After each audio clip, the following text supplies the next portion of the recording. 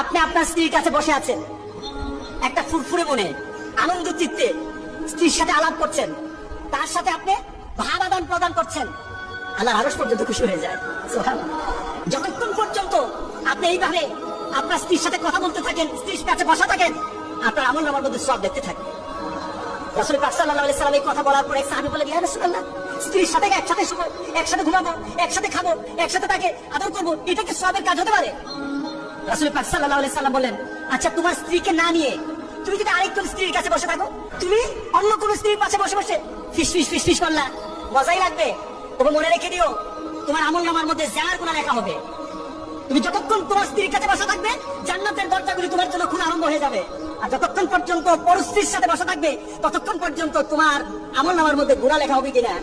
সাহাবায়ে কেরাম বলেন, ইয়া রাসূলুল্লাহ, অন্য স্ত্রীর সাথে বসতে তো গুনাহ তো হবেই, তাহলে তার উল্টাটা তোমার হালাল বউর সাথে বসলে, তোমার হালাল যাকে হালাল করেছো তার সাথে বসতে সব হয়ে যাবে। সুবহানাল্লাহ, সুবহানাল্লাহ। ভাবিকে ডেকে ডেকে মুখের মধ্যে পানি এনে দেয়, ভাবি কেমন আছেন, বউকে বলো না, বউ তুমি কেমন আছো, শরম লাগে।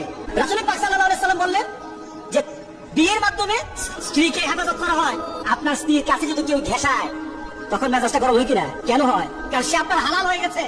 রাসূল পাক সাল্লাল্লাহু আলাইহি সাল্লাম বললেন, কেউ যদি ঘেঁষতে চায়, তোমার মেজাজ গরম হয়ে যায়, তার পিছনে কারণ হলো তুমি তার রক্ষক হয়ে গেছো। ইসলাম একটা মেয়েকে রক্ষণাবেক্ষণের সুযোগ করে দেয় বিয়ের মাধ্যমে। ইসলাম কিন্তু বলে দিয়েছে, যখনই কোনো ছেলে আর মেয়ের মাঝে আমাদের যৌনাচার এবং হারাম পথে চলে যাওয়ার কোন ধরনের সিমটম তার মধ্যে দেখা যাবে, তখনই তাকে বিয়ে করে দাও, তখনই বাবার কর্তব্য তাকে বিয়ে দিয়ে দাও।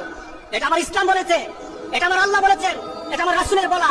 সুতরাং যতক্ষণ পর্যন্ত এই পদ্ধতি চালু না হবে, জেনা ব্যভিচার কমবে না, বাড়তেই থাকবে, বাড়তেই থাকবে। রাসূল পাক সাল্লাল্লাহু আলাইহি সাল্লাম বলছিলেন, কাল হাসরের দিন উম্মতরা দাঁড়ানো থাকবে, নবীরা সামনে থাকবে, উম্মত দাঁড়ানো থাকবে।